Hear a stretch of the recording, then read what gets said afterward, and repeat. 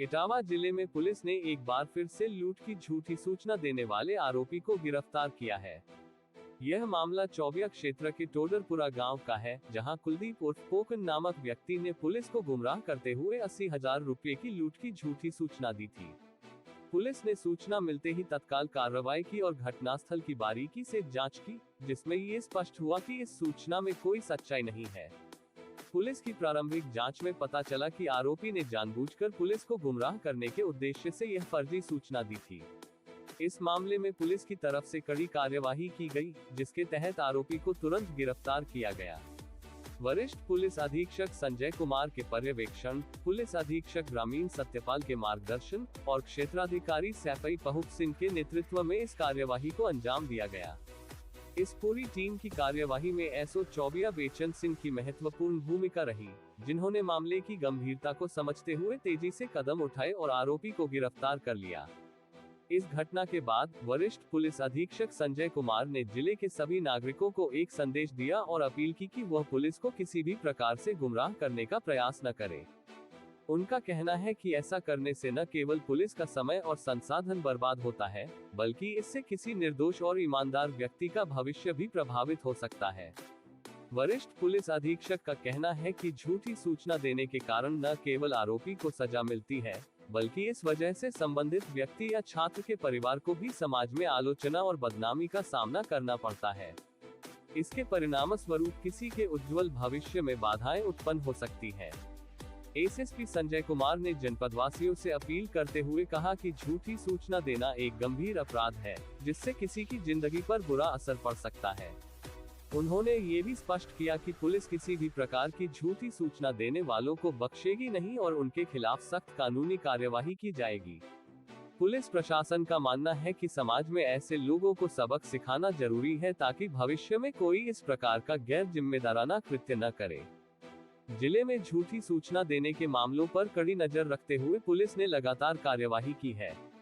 जनवरी वर्ष 2023 से अब तक इटावा जिले में 9 से अधिक ऐसे मामले दर्ज किए गए हैं, जिनमें लोगों ने लूट, हत्या या अन्य आपराधिक घटनाओं की झूठी सूचनाएं पुलिस को दी है।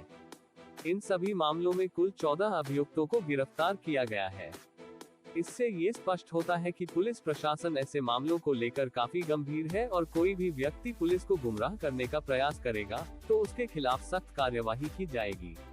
पुलिस का ये कदम ये सुनिश्चित करने के लिए है कि समाज में कानून व्यवस्था बनी रहे और लोग आपसी भरोसे और जिम्मेदारी के साथ रहें। झूठी सूचनाओं के कारण केवल प्रशासन का समय बर्बाद नहीं होता, बल्कि अन्य वास्तविक मामलों पर भी असर पड़ता है। जब पुलिस को किसी झूठी सूचना पर कार्यवाही करनी पड़ती है, तो उसका सीधा प्रभाव उन मामलों पर भी पड़ता है, जिनमें लोगों की जान माल की सुरक्षा का सवाल होता है। झूठी सूचनाओं के कारण न केवल पुलिस प्रशासन का समय बर्बाद होता है, बल्कि इसका असर उन लोगों पर भी पड़ता है जो अपनी समस्याओं के लिए पुलिस की सहायता की प्रतीक्षा कर रहे होते हैं। प्रशासन का मानना है कि नागरिकों को ये समझना चाहिए कि किसी भी प्रकार की झूठी सूचना देना केवल एक अपराध नहीं है, बल्कि यह एक सामाजिक जिम्मेदारी का उल्लंघन भी है। इससे पुलिस की विश्वसनीयता पर भी सवाल उठ सकते हैं और आम जनता का भरोसा भी पुलिस से उठ सकता है। इस प्रकार के मामलों को रोकने के लिए पुलिस समय समय पर जागरूकता अभियानों का आयोजन भी कर रही है, ताकि लोग झूठी सूचनाओं के परिणामों के बारे में समझ सकें और पुलिस के साथ सहयोग करने के महत्व को समझें। पुलिस विभाग का उद्देश्य यह है कि नागरिक अपने अधिकारों और कर्तव्यों के प्रति सजग रहें और पुलिस प्रशासन को सहयोग दे, ताकि समाज में शांति और सुरक्षा बनी रहे।